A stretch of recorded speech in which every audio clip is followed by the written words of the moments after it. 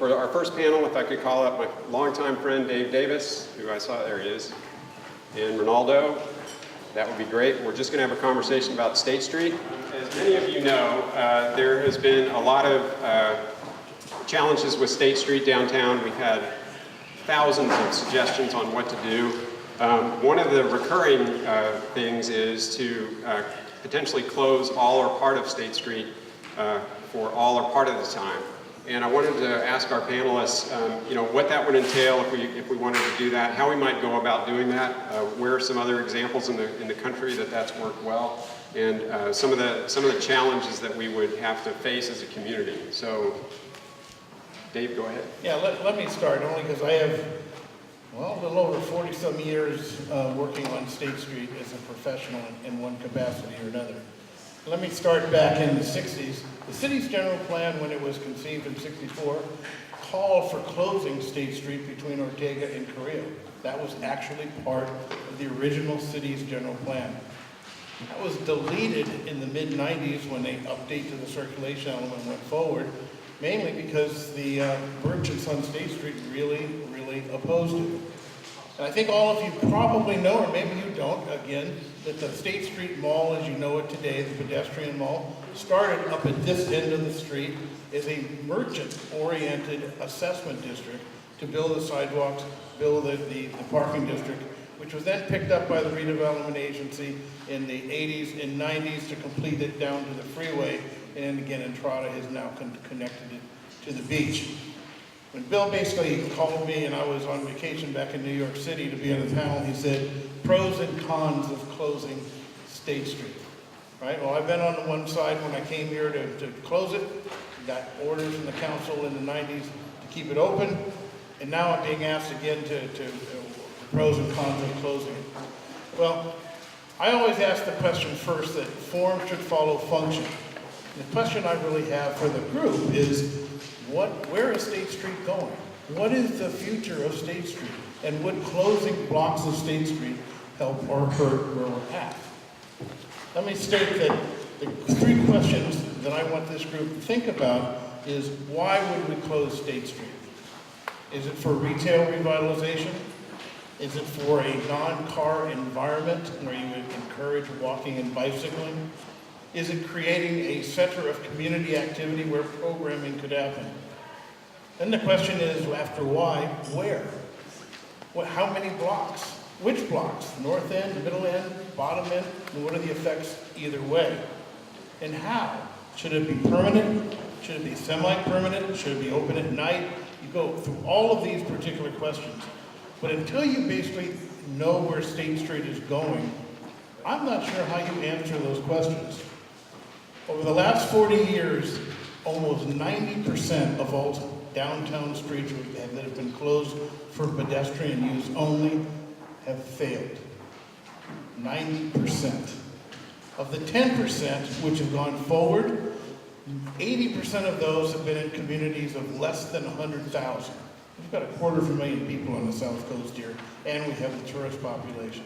So less than 2% of the streets in main streets USA that have been closed of cities our size have been successful. And you can all name them, right? 3rd Street Promenade, Pearl Street, right? Go down the list. Would you call Riverside a success for those of you who have been here? There are a lot of characteristics, pro and con, of what works. You should have a major angle. You should have a short length, 1 to 4 blocks. There should be major tourist activities which happen in that particular part of the city. It has a lot of benefits, creating a vibrant downtown, separating cars from people. Can anybody tell me today where we already have that existing, where we have closed a street for that type of activity?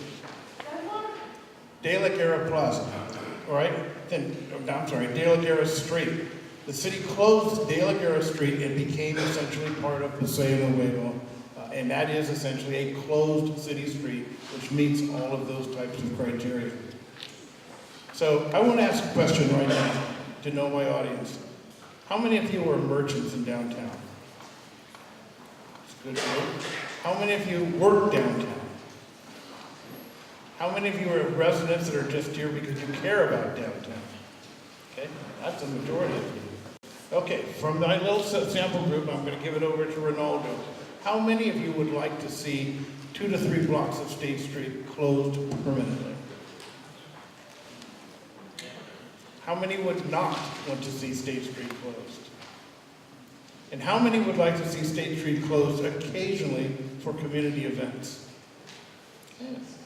Like everything else in Santa Barbara, 1/3, 1/3, 1/3. Right? I've been in politics here long enough to know that's how we get to where we are today.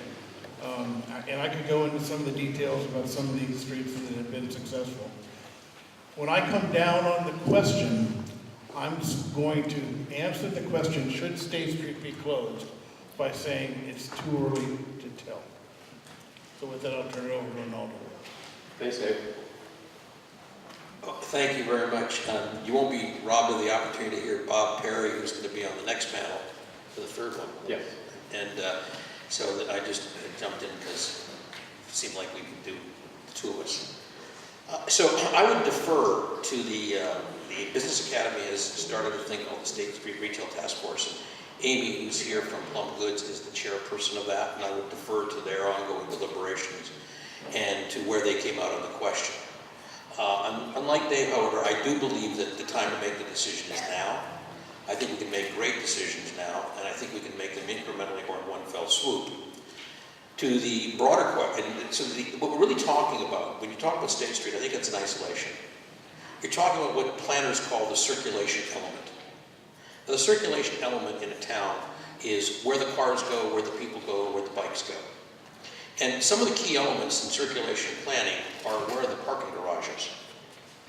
Wonderfully, serendipitously, we have the best possible location of parking garages on either side of State Street. So we have all kinds of ways to access State Street without having to go a very far distance, which is a huge advantage. And we have enough city-owned land that we could increase parking structures if we chose. So one of the things that I'm keenly aware is possible, and Dave asked the question if you made it 2 or 3 blocks and you need an anchor, etc. If you made it longer, you'd have 2 anchors that you couldn't beat anywhere in the Western world. You'd have the pier on one end, and you'd have the theater on the other. So the Arlington is a massive anchor. So is the pier. Our problem is we can't get the people to walk from the pier to the Arlington. And that's where all the shops are that are closed. 33 at last count are closed. So my goal in arguing or articulating a change to the circulation plan is that we need to look at this as how do we make this fun? How do we make State Street fun? How do we create bump-up parks so mothers can take small children and have a place for the kids to play while the mothers are shopping and the fathers? How do we make it so people want to walk down the street or bicycle down the street? Dave gave the example of 2 of them that are extremely successful. So that would be 3rd Street, Santa Monica, enormously successful. Completely revitalized not only those 4 blocks, but revitalized Santa Monica, who has a very similar component of tourists and locals like we do. You mentioned Pearl Street, that's up in Colorado, and that is a huge success as well. What they both have in common is they turned that area into fun. You know, no one would mind walking 10 blocks if it was Disneyland. And there are no empty shops on Disneyland's main street. Why is that? Because part of what we have to do for our downtowns in order to revitalize them is we have to make them entertainment. I not only believe, like Dave, that you should have entertainment on State Street, I think you should have it frequently. I think we should encourage people every couple of blocks on the weekend to be playing the guitar or doing whatever to encourage interaction. I think there are a myriad of things we need to do on State Street that are obvious, like improve the lighting and have it shine down rather than up. There are possibilities for how we could encourage or even require State Street retail owners to put artwork in their windows if the shop is not occupied because brown paper in the window looks too much like Detroit. So here we are, the jewel of the Central Coast, and the question is not how can we get people to re-adopt to an old model. How can we create the model of the future, which is fun, interactive, and experiential? Particularly in a time when people increasingly, and the millennials are particularly good at this, leaving their cars behind. So closing State Street has a lot of potential from my point of view, and I understand, because I see that Amy and some of the retail merchants are not as wild about that at this time. So I think what we have to do is come up with a way to make it fun, to make it exciting, to be part of the tourist attraction to come here. So you would never think of stopping at the pier and not coming under the underpass towards State Street. And if we do that, not only would we have more, by the way, I also think the thing hasn't been mentioned yet, we've got to get people to start living downtown. You know, we don't have downtown, anywhere near enough downtown occupancy. So the people aren't here at night to use the street. And so that makes the street less friendly. We have some ordinances, which I won't mention any names, but even at the highest levels of the city government, they agree are not wise, where we charge a fee to put a chair in front of a restaurant instead of encouraging every restaurant to do that on their sidewalk because it looks more like Paris. Okay, so there's a lot of things we can do that are simple. Amy and her task force generated 25 specific recommendations that over 100 people signed on to.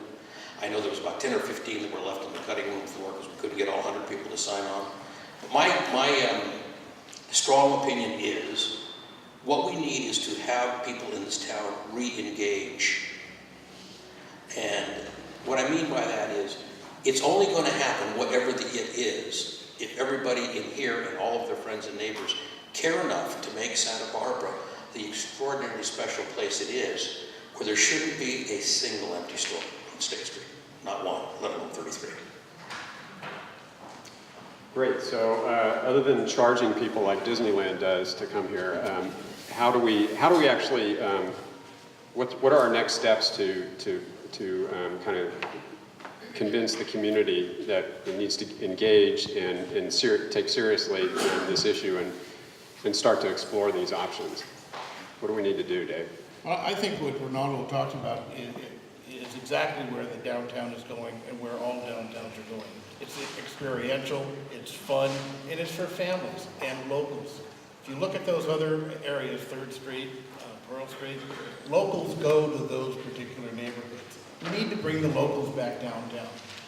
I think we need to do this in increments. I think the city needs to be involved in terms of programming activities with the downtown organization as much as you possibly can to bring locals back downtown and create activities that then draw tourists up from underneath the freeway. I don't think you have to close State Street permanently to do that, but I think you can start to do it intermittently and see how it works, what works, and whether we can engage the community and bring them back downtown. I think it's going to take a joint effort between the city of Santa Barbara and the downtown organization, and obviously the property owners, basically to get a programming activity, a strategic plan for how we move forward downtown to program what happens on State Street.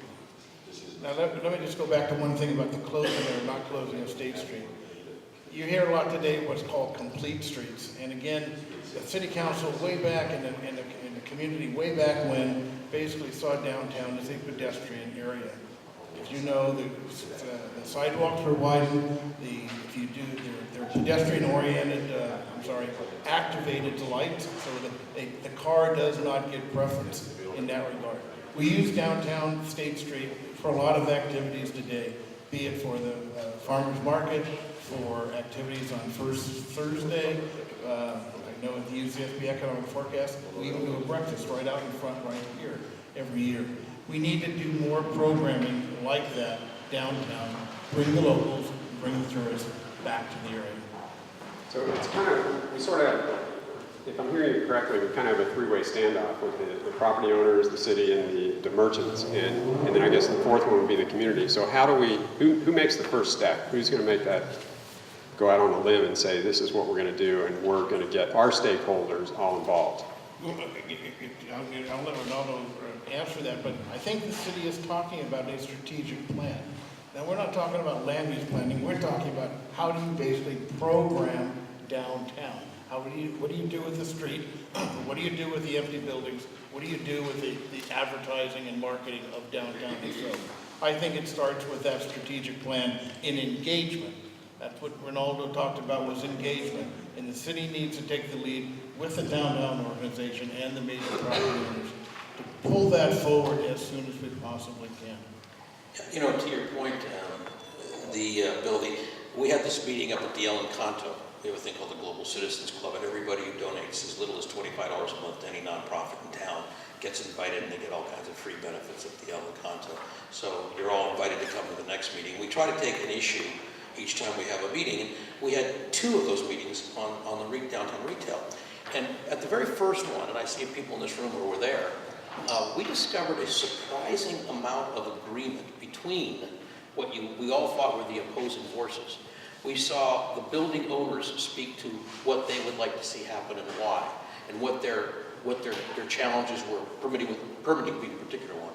We heard from the retail owners who really had a whole bunch of things in common with the building owners as opposed to against them. We heard from people who had a vested interest in where they lived in the downtown area. I see Dan in the front row, and Dan showed up at that meeting and shared what it was like to come out of his front door at night, because it's not savory. In fact, you could say probably not savory at certain times of the day. So we found a lot of agreement where we frankly had a little, where I see the resistance is really at the city council level. I see that what's got to happen is the city council has got, and I noticed the mayor's back here today, so I'm not aiming this at her. What I'm saying is that we need transparency. So the biggest retail asset, the biggest thing we own on State Street is the Macy's building. And the city, I would argue, against the Brown Act, is illegally negotiating behind closed doors for what to do with it. And the rumor, of course, is that it's going to be turned into an IMAX theater. Well, what I've said to the city council and I've said to the mayor is that's going to be an open conversation.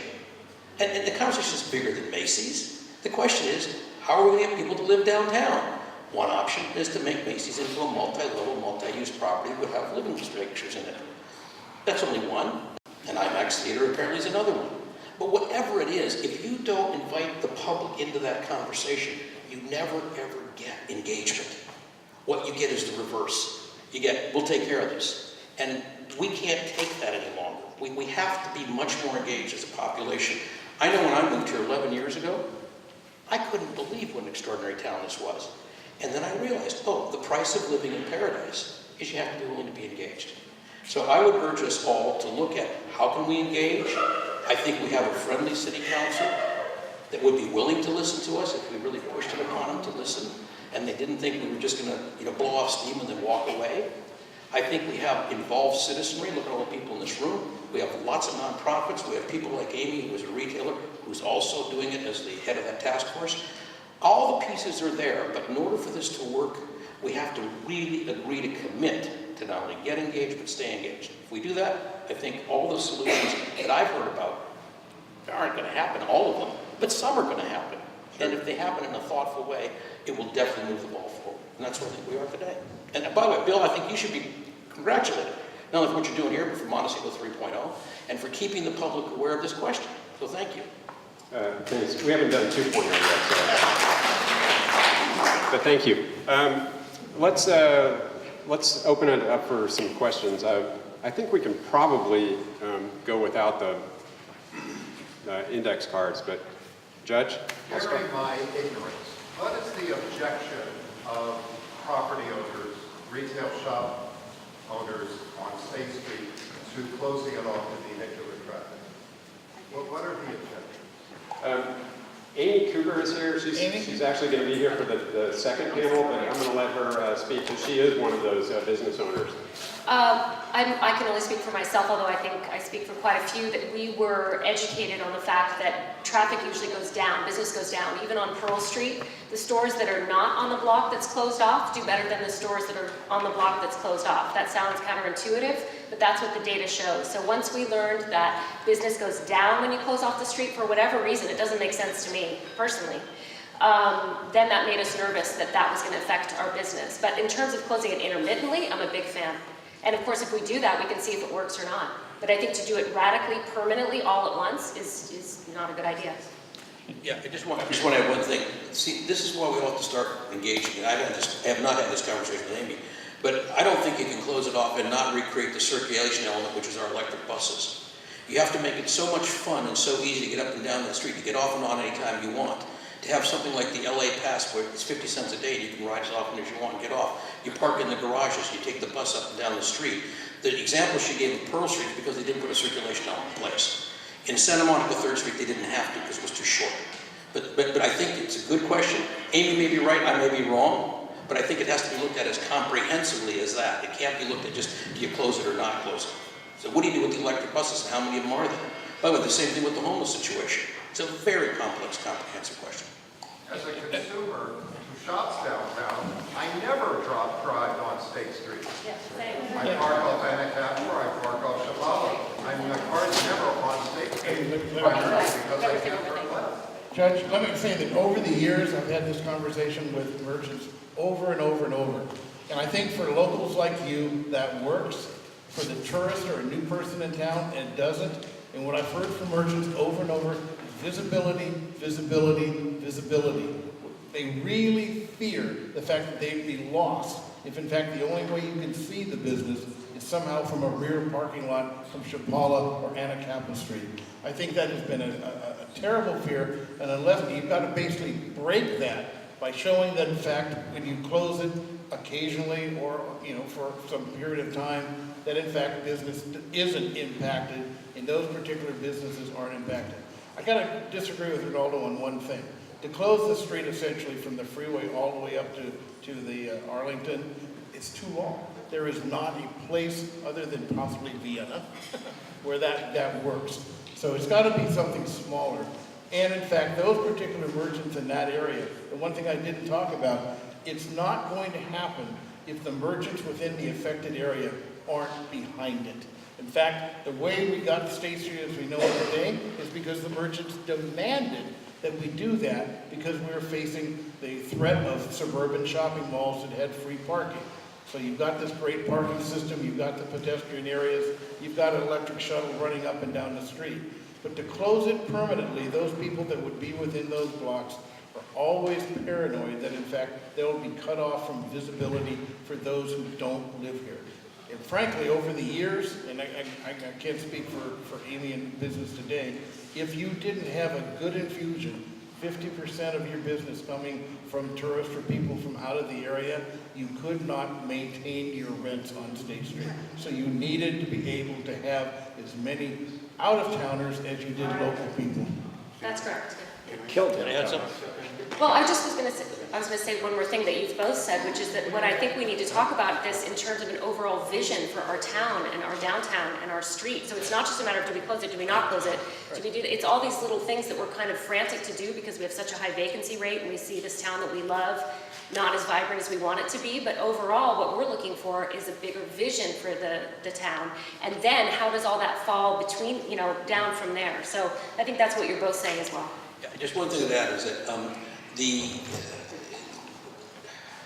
I've been very involved in building large retail companies for the last 30 years. And I can tell you the major trend in the last 30 years, the number one trend, bigger than anything else, is the ability to pick up goods easily from a Walmart, from a Target. In other words, we don't shop like we used to. We don't shop by looking at the store, walking in, and buying something. That's the old day of brick and mortar. It will never come back. What's here today is multi-channel retail. And the easier you make it for people to pick up goods who live here from State Street, because they don't have to bring their car, because they hop on an electric bus for 50 cents and they can do all their shopping and pick up all their goods. They don't have to worry about going from one shop to the other, I think would be an enormous boost. I also want to point out to Dave's point, no one has yet done the 10-block version of this because no one's looked at this from tomorrow's perspective rather than yesterday's. It's interesting that Vienna was the head of the Habsburg Empire, and that's the last time it looked good. So my point is that as Steve Jobs said, and it was brilliant when he observed it, they said, well, what kind of focus groups did you do to look at this iPhone you're going to release? How do you know people will buy it? And he said, how can I ask them what they think about something they've never seen? What I have to do is do what's really going to work and trust that the people will love doing it, will love experiencing it. And he was right. No, he was a genius, we're not, I'm not. But I do believe that if you take the blinders off of history, and you don't say, how's it been for the last 10, 20, 50, or 100 years? In our case, 30 years with State Street. And you say, what could it be? Why could this not be? We are already a tourist attraction, or one of the major tourist attractions in California. Why couldn't we make the entire State Street one big giant tourist attraction? Not just to attract tourists though, because you want at least half or more of your business to come from locals, and you want it to be easy for them to get there. So I share with you that there are so many trends in retail at a national level that I spend a lot of time in, that I urge you to look at this with a whole different point of view. Don't try and recreate even something as successful as what Palm Springs did, or frankly 3rd Street in Santa Monica. Look at the possibility to create a crown jewel of the Central Coast, and then ask yourself, what would that look like? Okay, while we're doing that, yes ma'am, in the back. Yes, well, actually, what you just mentioned, that I was going to suggest, Santa Monica saved itself when it closed 3rd Street. Yeah. Because before that, the business was dying in Santa Monica. Now, but everything that you said about making it fun to come to the street is what's going to make it a success. And if your plan, your thinking is that, taking the city council members down to Santa Monica, let them see what it's like when you close off an area. You have clusters, you have small buses, or even peddlers bringing people up and down and making it fun. It's a big success. Sure. Santa Monica backed up to 11.3 million people. Don't forget that. Let's take one more question, then we're gonna switch to the pop-ups, which actually is... Bob actually has a comment. Oh, I just, sorry. Just a quick He took comment. him off the panel, but he still wants to. Yeah, I still want to weigh in on this very quickly. I'll make this very quick. I can attest to Santa Monica. I worked in Santa Monica in the 80s to the 90s when I first got there. It was a ghost town. There was nothing there. There was nothing but closed storefronts, panhandlers. They put in this 3rd Street Promenade, that was the anchor. They put in boutiques. There were no anchor, at least when I was there were no anchor stores along 3rd Street. There was just the promenade at the end. And within about 3 to 4 years, it was the place to be. Now, I just want to ask you, how many of you have one of these? Everybody. Everybody, right? Okay? So, we're dealing with a different technological paradigm.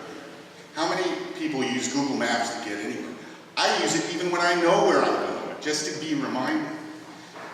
A big part of this is going to be developing a central informational portal that shows events, that shows scheduling, that when you say, I want to go to this event or this restaurant, it directs you to the parking lot with open spaces and then tells you where to go.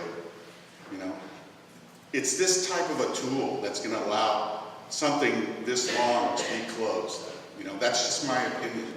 If you combine that with digital kiosks at intersections between cross streets, make signage accessible, I think this is something that can be overcome. There's lots of those apps out there now. Just picking up on what Ronaldo's in and like Bob just put out there. This is a time of challenge, but it's really a great opportunity. I've thought that it's a time when, in fact, you let go of the past, let go of the regulations that we've had in the past, and I'd be the first one to say the city needs to really take a really good look at their regulations and let go of the past. It's time to try really new things on State Street. And Ronaldo talked about housing. Frankly, if you don't fill in State Street with housing, in the evenings, it will be a dead space. And so it needs to be living 24/7 in that regard. But I think it's a time when, in fact, we should take the challenge, turn it into an opportunity, and do a different future than what we've done in the past.